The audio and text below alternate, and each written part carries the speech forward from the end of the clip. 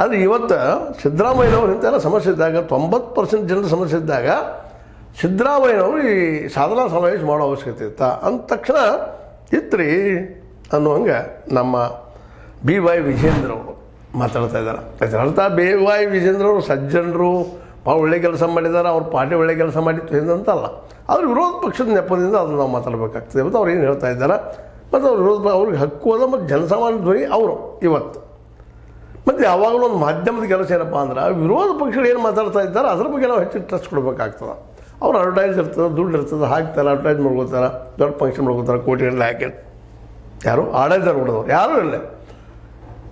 Basic thing ಏನಪ್ಪ ಅಂತಂದ್ರೆ ಮುಖ್ಯ ಜರ್ನಲಿಸಮ್ದ ವಿಷಯ ಏನಪ್ಪ ಅಂದ್ರೆ ವಿರೋಧ ಪಕ್ಷಗಳು ಏನು ಮಾಡ್ತಾ ಇದ್ದಾವ, ಅವ್ರು ಏನು ವಿಷಯ ತೆಗೆದುಕೊಂಡಾರ ಅದ್ರ ಬಗ್ಗೆ ನಾವು ಇವತ್ತು ಬಿ ಜೆ ಪಿ ಅದ, ನಮ್ಮ JDS ಅದ, ಅವ್ರು ಏನು ಮಾತಾಡ್ತಾರೆ ಹೆಚ್ಚು ಸರ್ಕಾರ ಬಗ್ಗೆ ಅನ್ನೋದ್ರ ಬಗ್ಗೆ ನಾವು ಜನಕ್ಕೆ ತಿಳಿಸುವಂಥ ಒಂದು ಮಾಧ್ಯಮ ನಮ್ಮ ಕೆಲಸ. ಆ ದಿಶೆಯಲ್ಲಿ ಅವರು ಮಾತಾಡಿದರು. ಏನು ಕಡಿದು ಕಟ್ಟೆ ಹಾಕಿದ್ದಾರೆ ಎಂದು ಸಾಧನಾ ಸಮಾವೇಶ ಮಾಡುತ್ತಿದ್ದಾರೆ. ದೊಡ್ಡ ಮಾತಿದು. ಸಣ್ಣದಾರ ಏನು ಕಡಿದು ಕಟ್ಟೆ ಹಾಕ್ಯಾರಪ್ಪ ಅಂತ ಹಾಕಿದವ್ರು ಅಂತಲ್ಲ, ಗ್ಯಾರಂಟಿ ಕೊಟ್ಟಿದ್ದಾರೆ, ಪ್ರಯತ್ನ ಮಾಡ್ತಾ ಇದ್ದಾರೆ. ನಿಮ್ಮ ಹಿಂದಿನ ಆಡಳಿತಕ್ಕಿಂತ ಒಳ್ಳೆಯದ ಅಂತ ಇಷ್ಟು ಮಾತ್ರ ಹೇಳ್ಬೋದು ನಾವು. ಹಾಗಿದ್ರೆ ಎಲ್ಲ ಇಂಪ್ರೂವ್ ಆಗಿದೆ ಅಂತಲ್ಲ, ಪ್ರತಿಯೊಬ್ಬ ಬಡವನು ಇಲ್ಲೆಲ್ಲ ಅನುಕೂಲ ಆಗಿದೆ ಅಂತಲ್ಲ, ಆದರೂ ಆದಷ್ಟು ಸಾಧ್ಯಷ್ಟು ಅದು ಮಾಡಿದ್ದಾರೆ ಅವ್ರು ಇದ್ದ ವ್ಯವಸ್ಥೆಯಲ್ಲಿ. ಯಾಕಂದ್ರೆ ವ್ಯವಸ್ಥೆ ಹೇಗಾರು ಹಾಕಿಬಿಟ್ಟಿರ್ತದೆ, ಕಾಂಗ್ರೆಸ್ ಅವ್ರು ಆಗಲಿ, BJP ಅವ್ರು ಆಗಲಿ, ಯಾರೋ ಆಗಲಿ, ಇಲ್ಲಿ ಭ್ರಷ್ಟಾಚಾರ ಅಂತೆ ಅಷ್ಟು ಸುಲಭವಾಗಿ ಹೋಗೋಂಗಿಲ್ಲ. ಅಧಿಕಾರಶಾಹಿ ಎಲ್ಲನೂ ಭ್ರಷ್ಟ ಇದ್ದಾರೆ. ಎಲ್ಲೋ ಒಬ್ಬರು ಒಳ್ಳೆಯವರಿದ್ದರೆ ಅಂತಲ್ಲ, ಅಪವಾದ ಹಾಗಿದ್ದಾರೆ.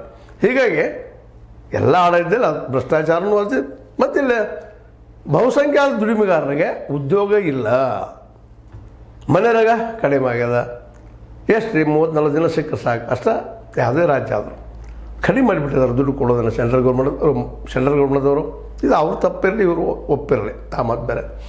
ಮತ್ತು ಇಷ್ಟರಲ್ಲೇ ನಮ್ಮ ಸಿದ್ದರಾಮಯ್ಯನವರು ಒಂದಿಷ್ಟು ಒಳ್ಳೆ ಕೆಲಸ ಅದಾವ, ಆದರೆ ಇನ್ನೂ ಪ್ರಮುಖ ಕೆಲಸಗಳು ಆಗಬೇಕಾಗಿತ್ತು, ಆಗಿಲ್ಲ. ಮೊಡಾದ ಇನ್ನೂ ಪೂರ್ಣ ಬಗೆಹರಿದಿಲ್ಲ. ಆ ಸಂದರ್ಭದಲ್ಲಿ ಇವ್ರು ಮಾಡಿದ್ರು, ಹಿಂದೆ ಒಂದು ಮೂಮೆಂಟ್ ಅಂತೆ ದೊಡ್ಡ ನಾವು ಮಾಡಿದ್ದೀವಿ ಸಾಧನೆ ಅಂತೇಳಿ ಅದನ್ನು ಕೇಳ್ತಾ ಇದ್ದಾರೆ ಇವತ್ತು ಅವರು. ನಮ್ಮ ವಿಜೇಂದ್ರ ಅವರು ಮುಡಾ ಹಗರಣದ ಸಂದರ್ಭದಲ್ಲೂ ಮೈಸೂರಿನಲ್ಲಿ ಸಮಾವೇಶ ಮಾಡಿದ್ದರು. ಮುಡಾ ಹಗರಣ ನಡೆದಾಗ ಸಮಾವೇಶ ಮಾಡಿದ್ರು ಇವರು, ಈಗೂ ಮಾಡ್ತಾ ಇದ್ದಾರೆ. ಅಡ್ನಲ್ಲಿ ತಮ್ಮ ಕುರ್ಚಿಗೆ ಕಂಟಕ್ಕೆ ಬಂದಾಗ ದೊಡ್ಡ ಕಂಟಕ್ಕೆ ಬಂದಿದ್ದಿಲ್ಲ ಅಂತಲ್ಲ, ಜೋರ್ದಾರ ಇದ್ದಿತ್ತು ಗಾಳಿ, ಬಿರುಗಾಳಿ. DK ಶಿ ಅವರು ಶತಾಯಗತ ಈ ಸಲ ಹೊಡೆದ ಬಿಡಬೇಕಪ್ಪ ಇದನ್ನು ಕೊಳ್ತಿದ್ರು. ಅವರು ಕಂಟ್ರೋಲ್ ಮಾಡೋದು ಕಷ್ಟ ಇತ್ತು. ಅವ್ರು ಎಲ್ಲಿ ಹೋದ್ರೆಲ್ಲ ಹೇಳ್ತಿದ್ರು, ಅವ್ರು ಇಲ್ಲ